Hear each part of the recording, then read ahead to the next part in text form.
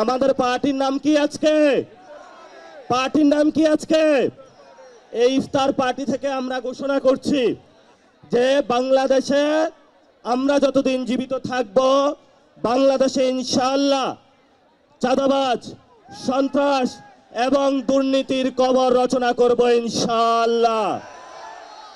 আমরা এই হেদায়েতের দাওয়াত নিয়ে চট্টগ্রাম গিয়েছিলাম, আজকে কুমিল্লায় এসেছি। এখানেও বিভিন্ন রাজনৈতিক দলের যারা নেতৃবৃন্দ উপস্থিত হয়েছেন, আপনাদের প্রতি আমাদের কোনো ক্ষোভ নাই। ছোট ভাই হিসাবে, সন্তান হিসাবে আপনাদের কাছে একটা আবেদন, প্লিজ যারা এই যে কুমিল্লার বাস স্টেশনগুলোতে চাঁদাবাজি করে, সিএনজি স্টেশনে চাঁদাবাজি হয়, মেডিকেলে চাঁদাবাজি হয়, আল্লাহর রাস্তে আপনারা এগুলা বন্ধ করেন।